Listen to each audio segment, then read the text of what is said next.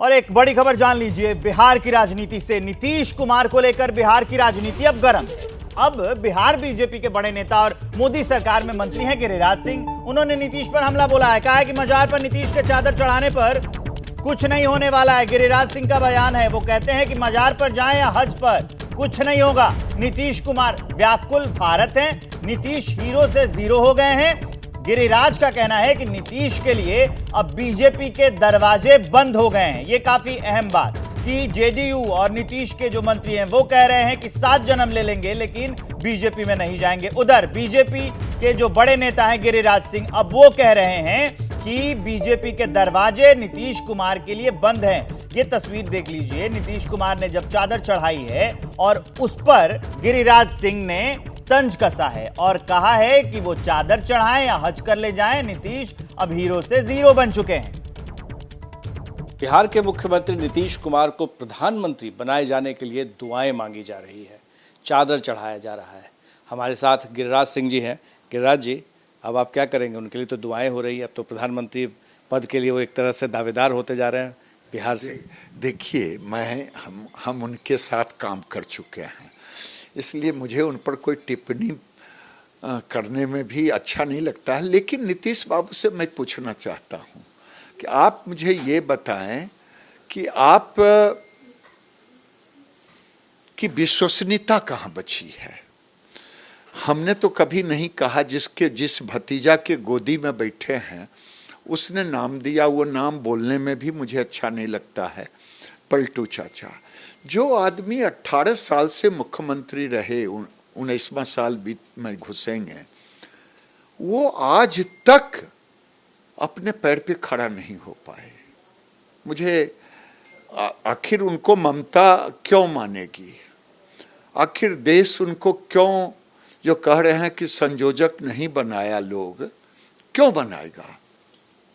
18 साल में जो आदमी 2010 में 115 सीट लिया और वो आदमी 2020 में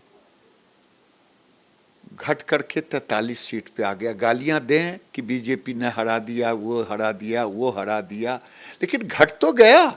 आपकी विश्वसनीयता तो नहीं है। तो आज आप व्याकुल भारत हैं, मुंगेरी लाल के हसीन सपने देख रहे हैं। आप दरगाह जाएं, आपकी इच्छा, हज भी कर लेंगे तो शायद इजाज़त सुलेमान दे देंगे आपको, तो हज भी कर लें। लेकिन नरेंद्र मोदी को सबने दुआएं दे दी है। देश की जनता 140 करोड़ जनता है, वो दुआएं दे चुकी है कि अगला प्रधानमंत्री नरेंद्र मोदी होंगे। लेकिन सवाल ये उठता है कि अभी उपेंद्र कुशवाहा मिलकर आए थे गृह मंत्री अमित शाह जी से, तो जब मुलाकात उनसे हुई तो इन्होंने कहा कि नीतीश कुमार पर भी चर्चा हुई थी। तो आपको लग रहा है कि फिर से नीतीश कुमार के लिए दरवाजे खुल सकते हैं? जिस तरह से इन दिनों चल रहा है, लग रहा है जैसे फिर एनडीए में वो आ जाएंगे। देखिए, मैं आपसे वादा करता हूँ कि नीतीश कुमार के लिए सारे दरवाजा खिड़की बंद है। आखिर खुले भी तो क्यों?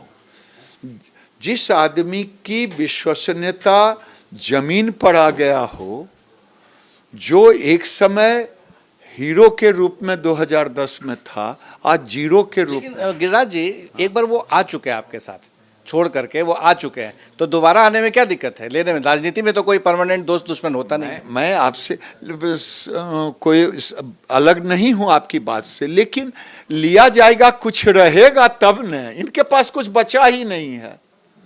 इनके पास राजनीतिक पूंजी बचा ही नहीं है। ये तो उस भतीजा की गोदी में खेल रहे हैं जो भतीजा पानी पी पी करके नाम रख दिया, ऐसा नाम कि हम लोग जीवन में बोल नहीं सकते, पलटू चाचा, वो नाम रख दिया। तो आज इनकी विश्वसनीयता कहाँ है? और लालू जी भी डरे रहते हैं। ये जो माहौल बनता है कि लालू जी को भी डर लगा रहता है इनकी विश्वसनीयता पे कि रे तेजस्वी कुछ मत बोलो, नहीं तो ये भाग जाएगा, ये भाग जाएगा। ये भाग के जाएगा तो आप शरण में लेंगे? हम तो कह दिए कि दरवाजा खिड़की बंद है, लेकिन लालू जी को नहीं भरोसा है कि नहीं तो मेरा बेटवा का क्या होगा। तो लालू जी अपने बेटे को सुरक्षित के लिए नीतीश जी को कवच कुंडल दे रहे हैं, लेकिन नीतीश जी कवच कुंडल लेकर के भी 25 में बेटवा को गद्दी नहीं देने वाले हैं। पर एनडीए के जो घटक दल हैं, चाहे जीतन राम मांझी हो या फिर उपेंद्र कुशवाहा हो, ये सारे नेता जो एक के बाद एक कहते हैं कि नहीं, नीतीश पशुपति पारस जो आपके केंद्रीय मंत्री सहयोगी भी हैं, वो कहते हैं कि आते हैं तो स्वागत होगा। तो इससे किस रूप में आप लेते हैं? हम तो व्यक्तिगत रूप में पार्टी के एक कार्यकर्ता के रूप में मैं देखता हूं कि कोई भी राजनीतिक गठबंधन होता है कुछ लेन देन पर, तो इनके पास कुछ बचा ही नहीं है। इनके पास जो बचा है उसके दावेदार दूसरे लोग बन रहे हैं। ललन सिंह है राष्ट्रीय अध्यक्ष जेडीयू के, वो कहते हैं कि उनकी पार्टी में बहुत सारे बीजेपी समर्थक हैं और एक तरह से उनको बाहर कर रहे हैं, और ये भी कह रहे हैं कि नीतीश कुमार तो 7 जन्म में बीजेपी की तरफ देखेंगे भी नहीं, यहाँ तक उन्होंने कह दिया कि उस तरफ थूकेंगे भी नहीं। देखिए, नीतीश कुमार जी को हम तो कहते हैं एहसान फरोख्त हैं, क्योंकि भारतीय जनता पार्टी ने जब वो लालू जी से निकल के आए थे तो भारतीय जनता पार्टी ने उनको साथ लिया और ले करके बहुमत रह करके भी पहली बार मुख्यमंत्री का ओथ दिलवाया। 1 बार नहीं, 2 बार नहीं, 3 बार, कई बार ओथ दिलवाया। तो भारतीय जनता पार्टी का एहसान है नीतीश कुमार पर। नीतीश कुमार का कोई एहसान बीजेपी पर नहीं है। अब तो दरवाजा खिड़की सब बंद है, क्योंकि खुला क्यों रहे जिसके पास कुछ बचा ही नहीं है। पूंजी ही नहीं बची तो फिर नीतीश कुमार को लेकर क्या करेंगे, ये दावा है गिरिराज सिंह जी का। पर सवाल ये उठता है कि आने वाले दिनों में जिस तरह से नीतीश कुमार और बीजेपी के सहयोगी दल एक सुर में बात कर रहे हैं, क्या इसका असर आने वाले दिनों में चुनाव या फिर राजनीति पर पड़ेगा? हमारे सहयोगी शैलेश के साथ प्रकाश कुमार, एबीपी न्यूज़, पटना। तो गिरिराज सिंह ने नीतीश कुमार की विश्वसनीयता पर सवाल उठा दिया है और तंज भी कसा है जब नीतीश कुमार चादर चढ़ाने गए थे। नीतीश कुमार जब कल दरगाह पर चादर चढ़ाने गए थे तो इस दौरान उनके पीएम बनने के लिए दुआ की गई है, वो भी आपको सुना देते हैं। इनको इतनी वुसअत दी जाए कि जो खिदमत बिहार वालों को मिली है वो पूरे भारत हमारी ये दरखास्त है आपकी बारगाह से कि आपकी तवज्जो हो जाए। आपकी तवज्जो से जो सूबे बिहार का 18 साल वजीर आला रह सकता है, वो आपकी तवज्जो से भारत का वजीर आजम भी। तो जब नीतीश कुमार चादर चढ़ाने गए थे वो बात आपने सुन ली। अब नीतीश कुमार की पार्टी कह रही है कि नीतीश कुमार ये कई बार साफ कर चुके हैं कि उनकी महत्वाकांक्षा प्रधानमंत्री बनने की नहीं है। हालांकि पूरा बिहार चाहता है कि नीतीश पीएम बने। इंडिया गठबंधन में यह तय हो गया है कि बिना पीएम के चेहरे के लोकसभा चुनाव लड़ा जाएगा। क्या कहा है जेडीयू ने, वो भी सुना देते हैं आपको। हमारे साथ जदयू के राष्ट्रीय सचिव और पार्टी के वरिष्ठ नेता राजीव रंजन जी हैं।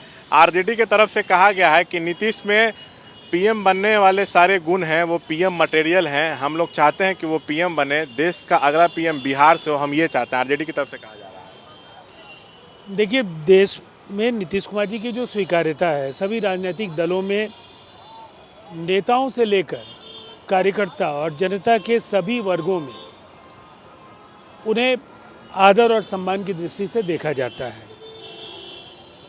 पार्टी के नेताओं के बयान भी कई बार आते हैं कि वो देश के प्रधानमंत्री के रूप में नीतीश कुमार जी को देखना चाहते हैं। निसंदेह उनकी छवि एक बेहतर राजनेता की है और उनमें किसी भी पद पर अपनी जिम्मेदारियों का ईमानदार निर्वहन करने का मादा है। लेकिन हमारी पार्टी का जो निर्णय है, और स्वयं नीतीश कुमार जी ने कई अवसरों पर कहा है कि वो प्रधानमंत्री पद के दावेदार नहीं है, पहली बात। दूसरी जो महत्वपूर्ण बात है कि इंडिया ने ये तय किया है कि चुनाव के पहले कोई भी प्रधानमंत्री पद का उम्मीदवार नहीं होगा।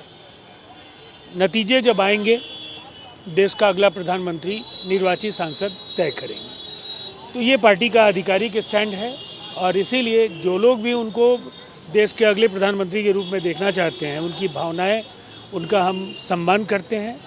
एक और बड़ी अपडेट जान लीजिए। बीजेपी चुनाव समिति की बैठक से जुड़ी है यह बड़ी खबर। 30 सितंबर की बैठक स्थगित की गई है। 1 अक्टूबर को केंद्रीय चुनाव समिति की बैठक, पहले 30 सितंबर और 1 अक्टूबर को छत्तीसगढ़ राजस्थान को लेकर चर्चा होनी थी, लेकिन अब उसे स्थगित कर दिया गया है। 1 अक्टूबर को अब चुनाव समिति की बैठक होगी। ये बड़ी अपडेट हम आपको बता रहे हैं। नीरज पांडे हमारे साथ जुड़े हुए हैं। नीरज, छत्तीसगढ़ राजस्थान को लेकर जो बैठक होने वाली थी, किन कारणों से स्थगित की गई, पहले तो ये बताइए, और ये भी बताइएगा कि क्या इन बैठकों में मध्य प्रदेश जैसा कोई बड़ा फैसला लिया जाएगा? देखिए, 2 दिन बैठक के लिए निर्धारित किए गए थे, 30 सितंबर और 1 अक्टूबर।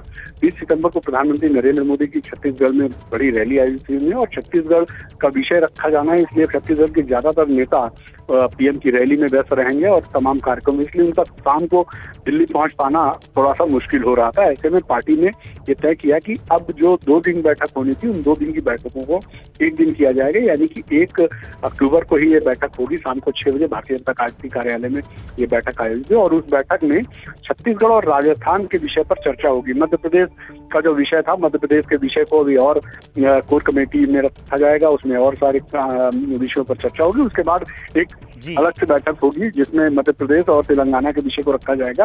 लेकिन अब यह तय हुआ है पार्टी की तरफ से कि छत्तीसगढ़ और राजस्थान की केंद्रीय चुनाव समिति की बैठक को 1 अक्टूबर को निर्धारित किया गया है, जो 1 अक्टूबर को शाम को प्रधानमंत्री नरेंद्र मोदी की मौजूदगी में भाजपा अध्यक्ष जेपी नड्डा की अध्यक्षता में ये बैठक आयोजित की जाएगी और उस समय टिकटों पर अंतिम मुहर लगेगी, चर्चा होगी और जो होगा वो अपडेट हम आपको बताते रहेंगे। नीरज, बहुत धन्यवाद आपका इस जानकारी के लिए।